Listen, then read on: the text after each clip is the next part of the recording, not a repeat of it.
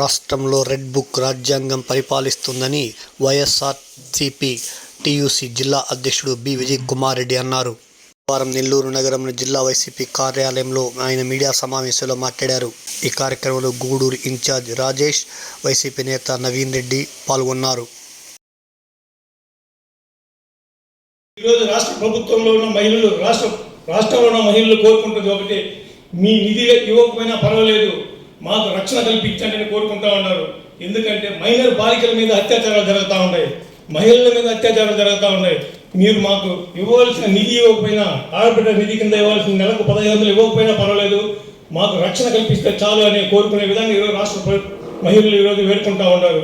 కానీ ఎక్కడా రాష్ట్ర మహిళలకు రక్షణ కల్పించిన పాపన పోలేదు. ఇలా ఎన్నో అక్రమాలు జరుగుతూ ఉన్నాయి రాష్ట్రంలో.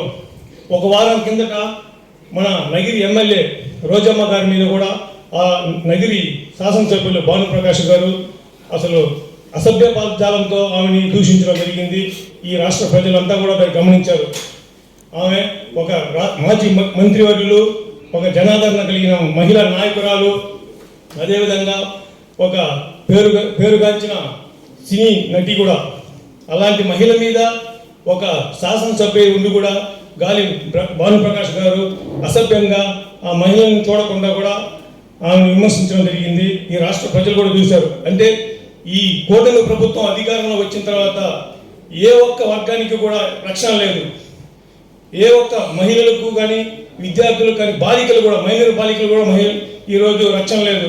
సాక్షాత్తు ఈ రాష్ట్ర ముఖ్యమంత్రి నారా చంద్రబాబు నాయుడు గారి నియోజకవర్గం కుప్పంలోనే ఒక మహిళను విచక్షణతారహితంగా రోడ్డుకి కట్టి ఆమెని హింసిస్తూ ఉంటే ఈ రాష్ట్ర ప్రజలంతా చూశారు. అంటే వాళ్ళ పార్టీ అధ్యక్షులు, వాళ్ళ ముఖ్యమంత్రి అలా ఉన్నప్పుడు వాళ్ళ కింద పనిచేస్తున్న శాసనసభ్యులు ఎలా ఉంటారో ఒకసారి ఈ రాష్ట్ర ప్రజలు కూడా మాట్లాడుకుంటా ఉన్నారు. కాబట్టి వాళ్ళకి ఈ తెలుగుదేశం ప్రభుత్వానికి మహిళల పైన కానీ, ఈ యువకుల పైన కానీ, విద్యార్థుల పైన కానీ, రైతాంగాల పైన కానీ ఎలాంటి వాళ్ళ ప్రేమాభిమానాలు లేవు.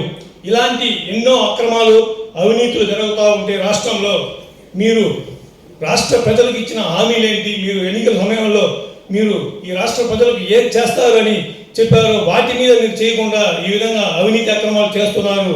వాటి మీద ప్రతిపక్ష పార్టీ అయిన వైసీపీ పార్టీ ప్రజల తరఫున పోరాడుతుంటే వీళ్ళు ఆ ప్రతిపక్ష పార్టీ వైసీపీ నాయకుల మీద ఎవరైతే బలంగా ఉన్నారో వాళ్ళ మీద అక్రమ కేసులు, అవినీతి కేసులు పెట్టి, అక్రమంగా కేసులు పెట్టి వాళ్ళు జైలుకు పంపడం చేస్తున్నారు తప్ప ఈ రాష్ట్ర ప్రజలకు మనం ఇచ్చిన మాటలేంది, ఆ సంక్షేమ కార్యక్రమాలు చేయాలని వాటి గురించి ఏమాత్రం ఆలోచించిన పాపాన పోవట్లేదు. ఇదే ధోరణి ఈ రాష్ట్రంలో జరుగుతూ ఉంటే రాబోయే రోజుల్లో ఈ వైసీపీ పార్టీ ఇంకా, వైసీపీ నాయకులు ఇంకా బలంగా తయారవుతాం. మీరు ఎన్ని అక్రమ కేసులు బనాయించినా, మీరు ఎన్ని రౌడీజాలు చేసినా ఈ వైసీపీ నాయకులు కానీ, వైసీపీ కార్యకర్తలు కానీ, జగన్ అభిమానులు కానీ మేము భయపడం. దానికి రెట్టింపు ఉత్సాహంతో మేము మళ్ళీ పనిచేసి ప్రజల కోసం మేము ఇంకా పనిచేస్తూ ఉంటాం. రాబోయే రోజుల్లో మీలో ఇంకా మార్పు రాకపోతే ఈ కూటమి ప్రభుత్వానికి, చంద్రబాబు నాయుడు గారికి, నారా లోకేష్ గారికి ఒకటే చెప్తున్నాం, మీరు ఇక్కడైనా మారండి, ప్రజలకు మీరు ఇచ్చిన హామీలు నెరవేర్చండి.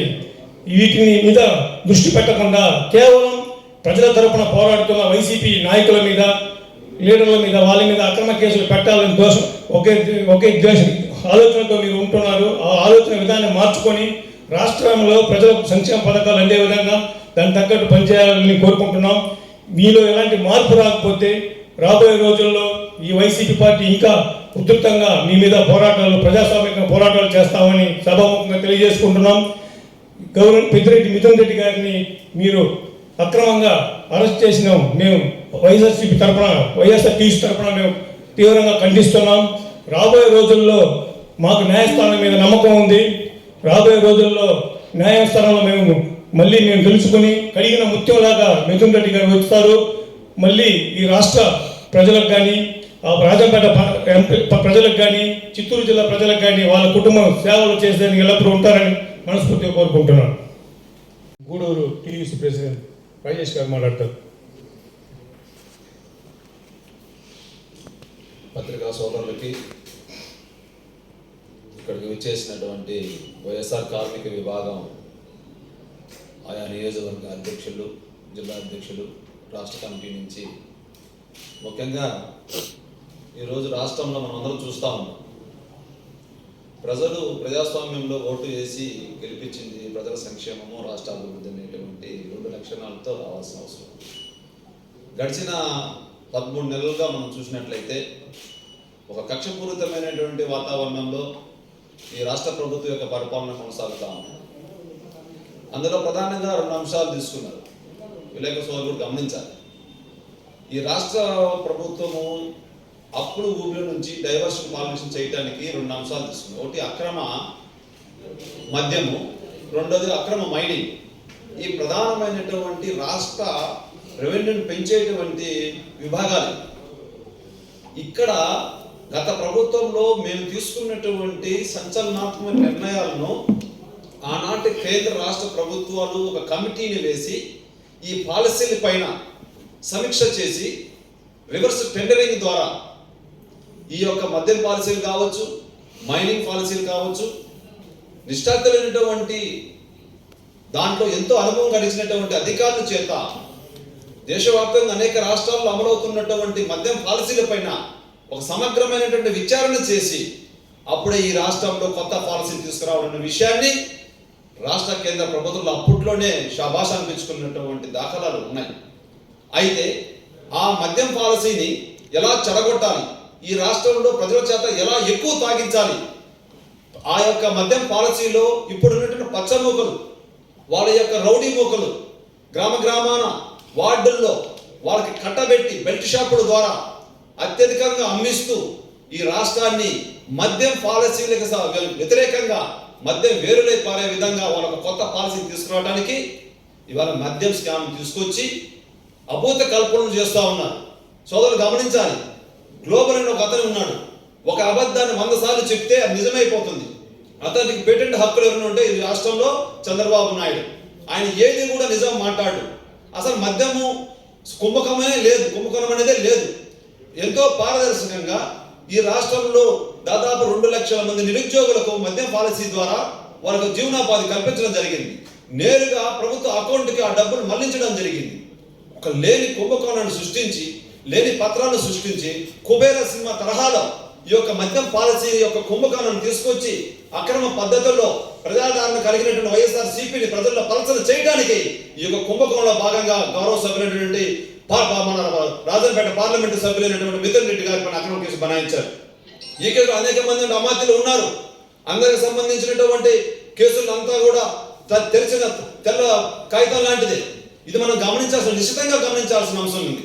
అంతా కూడా సైదాపురం ప్రాంతాలంతా కూడా చెప్పు చేతుల్లోకి తీసుకుని మన పుష్ప తరహాలో ఆ యొక్క మెటీరియల్ అంతా కూడా ఈ రాష్ట్ర సరిహద్దులు దాటించే దానికోసంగా వేల కోట్ల రూపాయలను ఈ రోజు మీరు అక్కడ దాచిపెట్టి ఉన్నటువంటి మైనింగ్ అధికారులంతా కూడా మీ చెప్పు చేతుల్లో పెట్టుకుని అక్రమంగా ఈ రోజు అనిల్ కుమార్ యాదవ్ పైన, మరొక నాయకుల పైన, రామ్ కుమార్ రెడ్డి పైన ఈ విధంగా మీరు ఒక స్క్రిప్ట్ తయారు చేసుకుని భయానకమైన వాతావరణాన్ని సృష్టించడానికి ఈ రాష్ట్రంలో మీరు ప్రయత్నం చేస్తూ ఉన్నారు.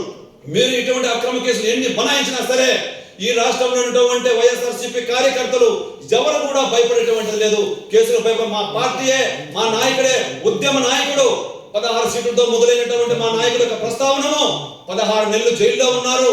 67 మంది ఎమ్మెల్యేలతో ఉన్నాము, 5 మంది ఎంపీలతో ఉన్నాము, 24 మంది ఎంపీలతో వచ్చాము.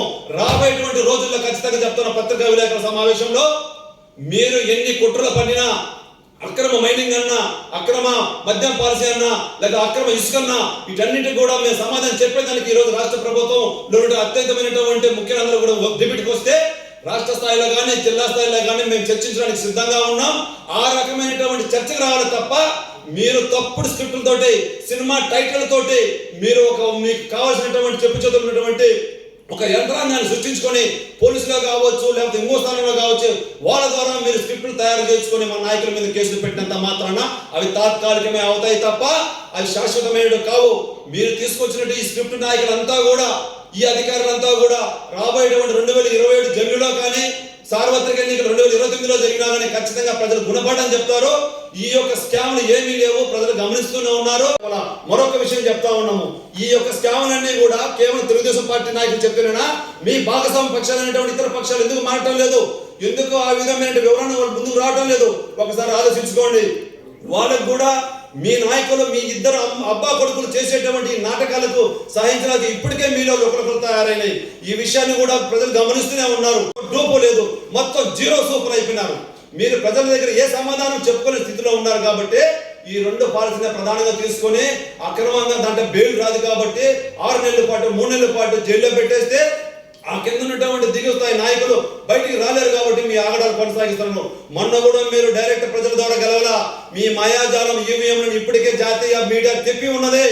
మాకు 59 లక్షల ఓట్లను గల్లంత చేసినటువంటి దాఖలు మీదు, దొడ్డిదారుణ వచ్చిన సంస్కృతి మీద ఏ రోజున ప్రజల మన్నాను గెలుచుకొని ప్రజల హృదయాన్ని గెలుచుకునే మహనీయుడు రాజశేఖర రెడ్డి లాంటి నాయకుడి యొక్క కొడుకులో పుట్టిన జగన్మోహన్ రెడ్డి గారి పైన మీరు ఎంత పెద్ద ఎత్తున దుష్ప్రచారం చేసినా వారి నాయకత్వంలో ఉన్నట్టు ఈ జిల్లాలో కాకాని గోవర్ధన్ రెడ్డి గారు, ఈ జిల్లాలో ఉన్న ప్రసన్న కుమార్ రెడ్డి గారు, ఈ జిల్లాలో అనిల్ కుమార్ యాదవ్ గారి పైన మీరు ఎన్ని కేసులు పెట్టినా బెరవటానికి ఈ జిల్లా ప్రజలు రాష్ట్ర ప్రజలు ఎక్కడా కూడా సంసిద్ధంగా లేరని చెప్పి ఘంటాపదంగా తెలియజేస్తూ